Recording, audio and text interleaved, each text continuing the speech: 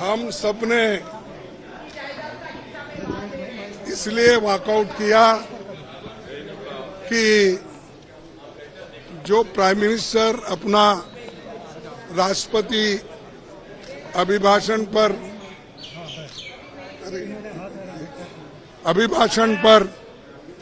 जो भाषण दे रहे थे, उन्होंने कुछ गलत बातें सदन को बताई,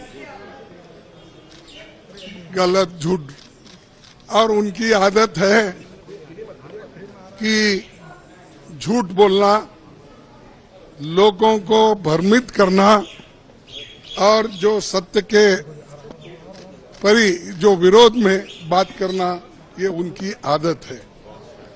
और मैंने सिर्फ उनको इतना ही पूछा कि जब वो संविधान के बारे में बोले कि आज लोग संविधान के लिए बचाने के लिए डंडोरा पीट रहे हैं, ऐसी बात उन्होंने कही, तो हमने ये कहा, देखो संविधान तो आप नहीं बनाए, संविधान के आप विरोधी थे, इसीलिए मैं वो क्लैरिफाई करना चाहता हूं कि कौन संविधान के फॉर थे, कौन संविधान के खिलाफ थे, किसने संविधान बनाया, किसने संविधान के खिलाफ बात किया, वो मैं उनके सामने रखना चाहता था।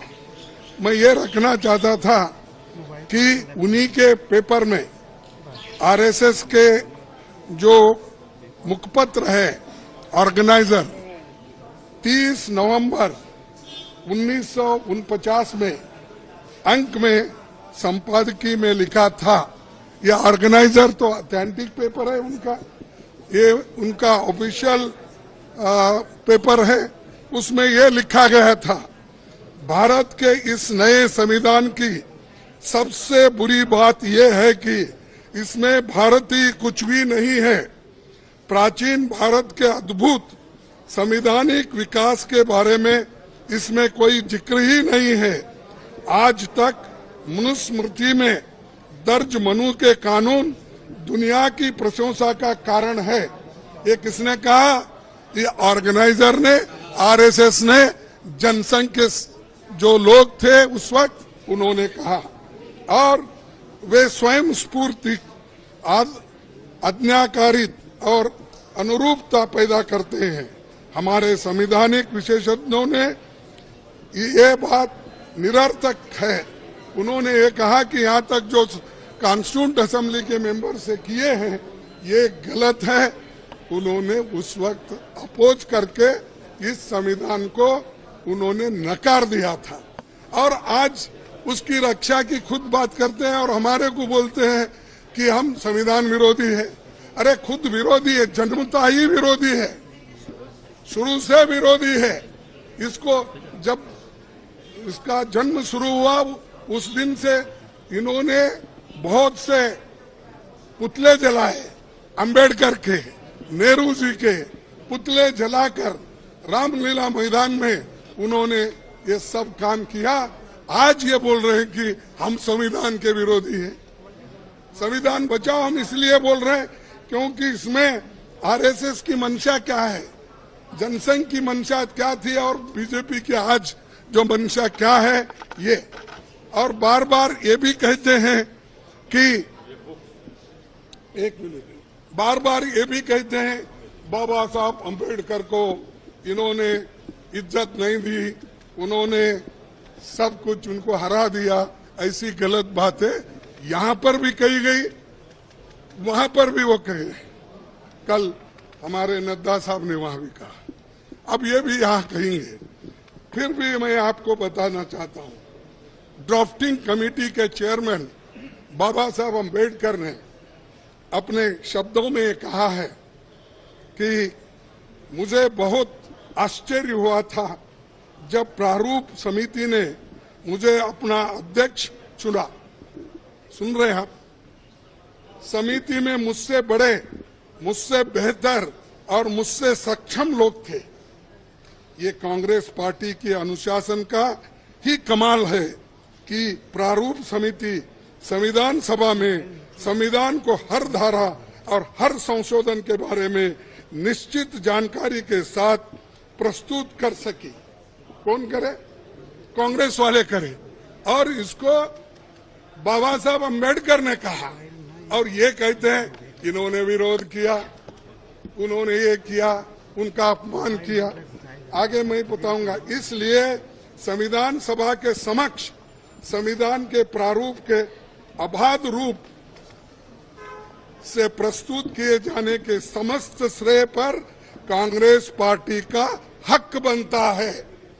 ये बात मैं कहने वाला था और मेरी बात सुन रहे नहीं। मैं मिनटों से हाथ उठा रहा हूं।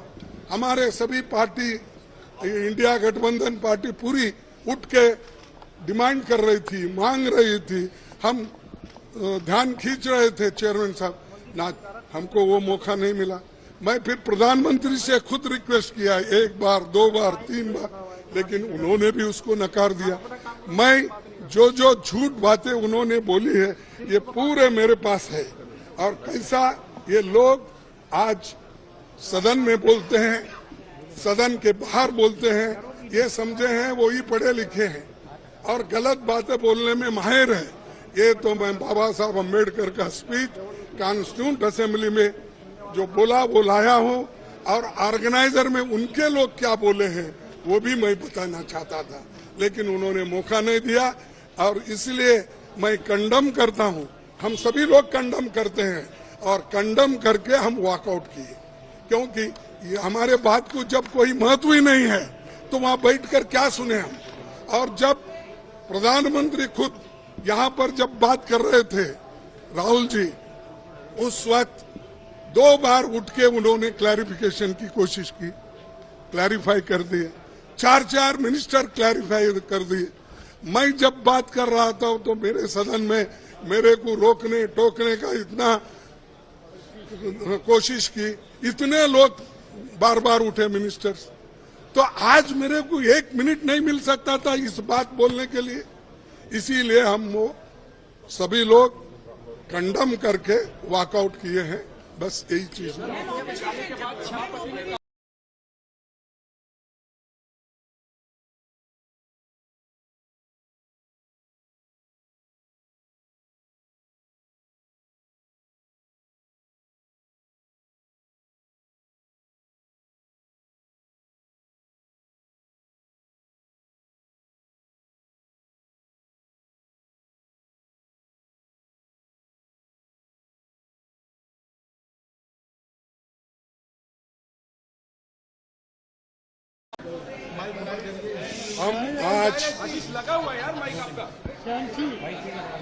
हम सबने इसलिए वॉकआउट किया कि जो प्राइम मिनिस्टर अपना राष्ट्रपति अभिभाषण